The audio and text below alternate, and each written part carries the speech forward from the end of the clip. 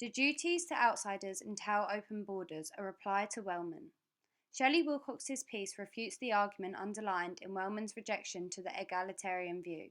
She controverts the ideals of Wellman's claims that open borders is unnecessary as financial aid should be sufficient by using prominent examples from the world today, and highlights how financial aid alone could be unsuitable in many countries across the world.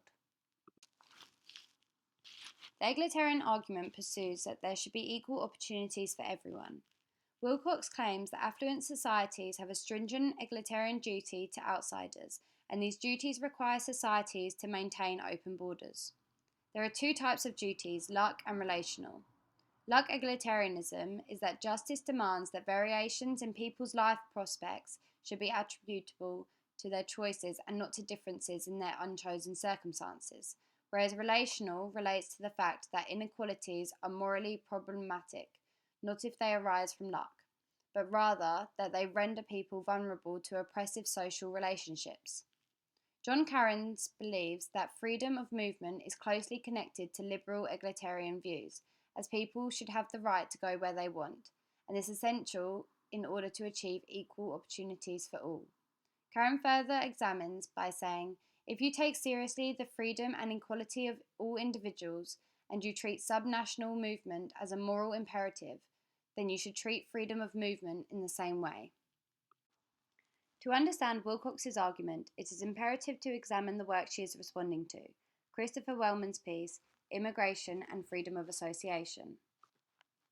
Wellman's fundamental argument stations on the notion that all legitimate states have the right to freedom of association, which in turn demonstrates their right to disassociation, which consequently means that they have the right to close their borders. In Wellman's words, every legitimate state has the right to close its doors to all potential immigrants. He uses the analogy of a Gulf society, who have the right to associate by allowing new members to join, but they also have the right to reject members, which fortifies their right to disassociation. Wellman believes that opening borders is not the answer, and that providing financial aid to these countries would be sufficient.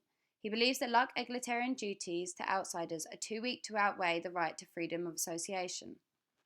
Wellman believes that relational egalitarianism offers a much more plausible theory of equality. According to this view, inequalities are morally problematic, not if they arise from luck, but rather if they render people vulnerable to oppressive social relationships, although relational egalitarian duties are stringent enough to require action.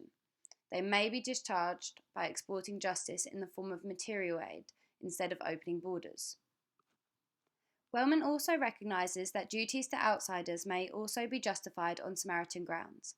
As he explains, Samaritanism maintains that one has a natural duty to assist others when they are sufficiently imperiled, and one can help them at no unreasonable cost to oneself. He pursues a similar line of argument against this justification for opening borders. As with the egalitarian duties, Samaritan duties to outsiders may be discharged by providing aid instead of opening borders. Willcox's argument for migration. Across the world, there is a high demand for migration due to many imperative factors. An example used by Willcox is the migration of Mexicans into the US, and how NAFTA and the growth of maquiladoras has an underlying effect in the need for locals to migrate due to unemployment. Some scholars argue that the growth of maquiladoras directly contributes to the labour migration, and it puts pressures on the traditional manufacturing sector in Mexico by diminishing wages, causing unemployment to male industrial workers due to the fact that maquiladora managers prefer to hire young female workers. Furthermore, employment in the maquiladoras provides workers with the skills, knowledge, experience, and social networks that facilitate migration. NAFTA was set out to reduce the undocumented immigration to the US by promoting economic development in Mexico. Conversely, this has had the contradictory effect, as migration theorists argue that NAFTA has actually accelerated labour migration by contributing to unemployment and displacement among Mexican workers. According to the analysis, NAFTA's agricultural trade provisions have put small-scale farmers out of business, and few jobs have been created in the areas in which farmers were displaced. An example for this agreement allowed the United States to export large quantities of heavily subsidized corn to Mexico, undercutting the local producers, causing the local corn farmers to go out of business, and employment for maquiladoras was hard to find due to their preference of young female workers. Even those who work at maquiladoras will want to migrate due to the exploitative nature which sees workers being underpaid and working in terrible conditions, which include hot conditions with limited ventilation and poor sanitary and emergency equipment. This also highlights the reason many workers would want to migrate. They further argue that the BIP and NAFTA have established cultural and ideological linkages between the United States and Mexico that make migration a viable option for many Mexican workers. In doing so, these initiatives have helped to generate three of the most important preconditions for labour migration: incentives for immigration, demand for immigrant labour, and migration facilitating networks. Willcox's response to Wellman's ideas on foreign aid. There are many cases where foreign aid would help, but it is not sufficient at all in battling the problems faced by a struggling economy. First, the provision of material aids may itself create relationships of dependency that enable donor nations to dominate recipient nations, for instance, by setting conditions for its use or by leveraging the possibility of continued aid to gain the unfair advantage in negotiations over other policies. Second, it is unlikely that foreign aid could remedy the deep persuasive economic and power inequalities that contribute to the oppressive relationships associated with trade liberalisation and would not help to combat the terrible conditions faced by the exploited Mexican workers by US corporations. Both these cases call into question Wellman's claim that societies may discharge their relational egalitarian duties by providing aid rather than opening borders, thus posing a challenge to this argument against the egalitarian case for open borders. An evaluation of Willcox and Wellman. Although Wellman and Willcox are not necessarily arguing whether immigration is a moral right, rather it is more of a political debate, Hughes offers some interesting points which need to be explored further. He recognises the egalitarian standpoint as more of a utilitarian response, being that immigration only seems to increase an overall measure of utility, which is usually happiness.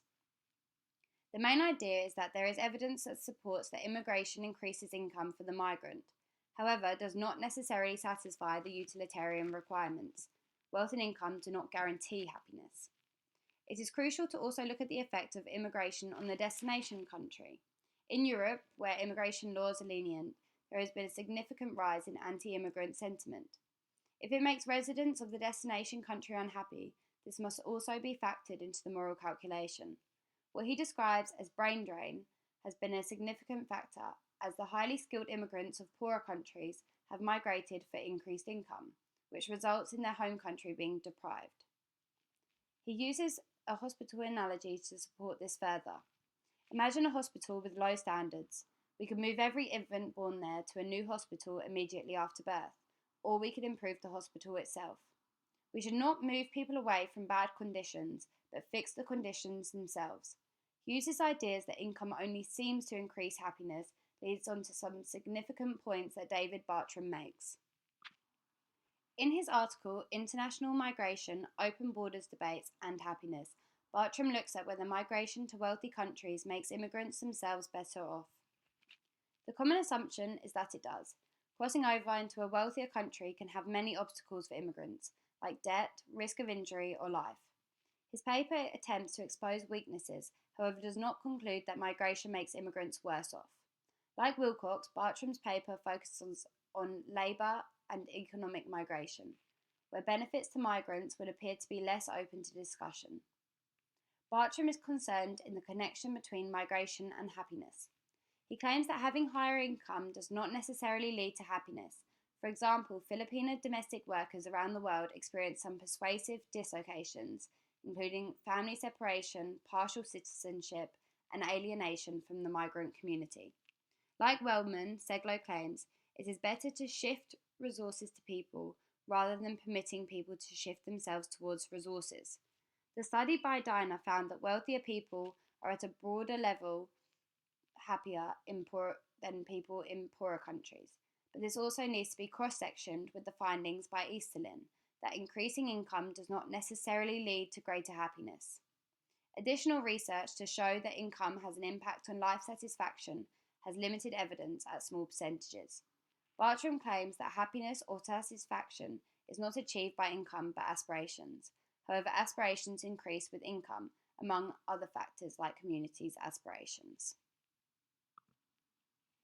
If it were true that increased income increases happiness, there is a fallacy in assuming that a pay rise or more lucrative job has quite as significant differences than moving to a foreign country. The benefits to migration may be obvious, but the implications, for example, dreadful housing conditions, loneliness, and impacts on family left behind causes a decrease in happiness.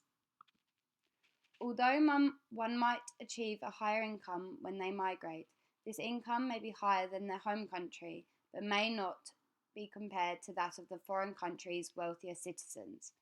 There is no doubt that some migrants will achieve a higher relative position in the destination country, but this is not the modal outcome. A liberal egalitarian view supports the thesis that people living in poorer countries should be allowed to seek their fortunes in other countries, but the analysis suggests that this is likely to result in disappointment due to the main factors described, which is not a compelling vision of justice. It does eliminate, however, the involuntary disadvantage. There are some more advantages to increasing preference for highly skilled migrants, although this could be detrimental to the state's citizens and would not be wholly egalitarian, as it does not create an equal opportunity to all. The assumption that migration to a wealthy country is beneficial is more an assumption than an established empirical position. A higher income for people in poorer countries might indeed increase happiness, but may not if they migrate. It seems that Wellman's study takes a controversial standpoint that from a moral perspective may seem harsh. Willcox's highlights of the situation in Mexico appeals to a moral, sympathetically satisfying view. However, with the ideas of Hughes and Bartram, it seems that Wellman's stark conclusion is evidently much more practical. There is much more than just equal rights to consider, rather than just the political aspects of both pieces. Without appealing to both moral and political standpoints, the pieces miss the evidence which Bartram demonstrates, that there is clearly an issue with happiness and satisfaction of immigrants. Bartram's ideas do not wholly agree with Wellman's strict approach. It seems practical to send aid rather than allowing migrants to immigrate. The main issue I find is with the harsh approach to refugees. I find that in this case, sending aid in the form of safe havens, as Wellman suggests, may be much more of a challenge, and in practice it could be dangerous and ineffective. The pieces have interesting points, however their lack of psychological evidence is worrying and could affect their conclusions. Finally, by letting immigrants migrate to wealthier countries, it may not be putting their best interests into consideration.